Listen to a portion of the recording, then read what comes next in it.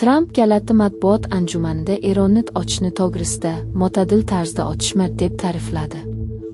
Eron Kuvaytdagi nishonlarga qarshi raketalar otganidan keyin o't ochishni to'xtatish hali ham mavjudmi yoki yo'qmi degan savolga Tramp o't almashish uchun sabab borligini aytdi.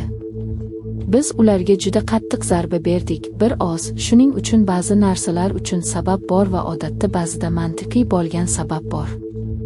Ba'zilar, lekin ular unchalik katta bo'lmagan narsa uchun nimadir qilishdi. Biz buni tushunib oldik, biz dunyodagi eng buyuk armiya bilan bo'lgani kabi, biz buni juda tez siqib qo'ydik, lekin ba'zi odamlar ularni biroz gazablantirdik, deyishdi, chunki biz boshqa sabablarga ko'ra kuchli harakat qildik, dedi u. Bu dunyoning boshqa qismi, bilasizmi? Men shuni aytmoqchimanki, o't ochishni to'xtatish bu Qirg'iziston tarixida birinchi marta Bimstollik kengashiga saylandi. Bu 2017-2018 yillarda Qozog'istondan keyin 10 yildan ko'proq vaqt ichida 15 a'zolik BMT Xavfsizlik kengashiga birinchi Markaziy Osiyo davlatining saylanishidir.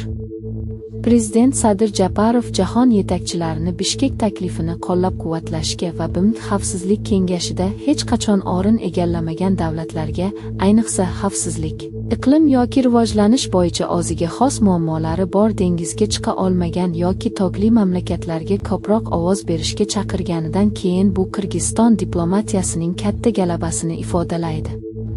Qirg'iziston tashqi ishlar vaziri Jeenbek Kuluboyev shu hafta boshida BMTni kengashda Osiyo, Afrika va Lotin Amerikasi davlatlari vakilligini uning doimiy a'zolari qatorida kengaytirish orqali uni Tramp yana Vance Rubio 2028 yilgi prezidentlik chiptasini taklif qildi, yoki ehtimol Rubio Vance. Prezident Donald Tramp yana bir bor vitse-prezident J.D. Vance va Rubioning davlat kotibi bo'lish yo'llanmasini qo'llab-quvvatlash g'oyasini ilgari surmoqda. 2028 yilgi saylov.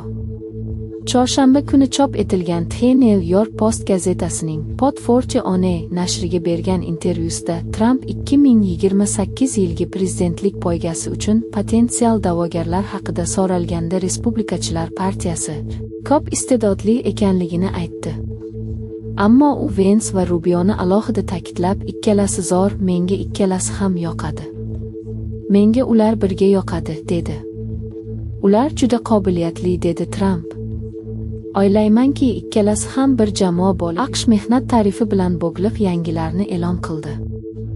AQSh savdo departamenti ushbu mamlakatlar majburiy mehnat bilan ishlab chiqarilgan tovarlar importiga e'tibor bermagani uchun tariflarga duch kelishini aytdi.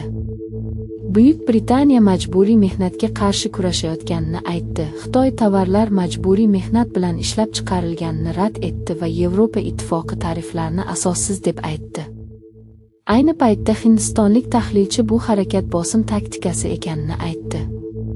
Inson huquqlari guruhlari Xitoyda majburiy mehnat mavjudligini va Buyuk Britaniya va boshqa davlatlar firmalarining ta'minot zanjirlarida majburiy mehnatga ega bo'lmasligiga ishonch hosil qilish uchun ko'proq harakat qilishlari kerakligini aytishadi. Biroq ular muammoni hal qilishning bir usuli sifatida AQSh tariflarining samaradorligini shubha ostiga olishdi. Tramp muxlisining birinchi raunddagi kutilmagan g'alabasi Kolumbiyaning an'anaviy konservatorlariga zarba bo'ldi. Dela Esprillaning chepedadan ustunligi 670 dan sal ko'proq ovozni tashkil etganini hisobga olsak, ahamiyatsiz raqam 43, 7 dan 49 gacha.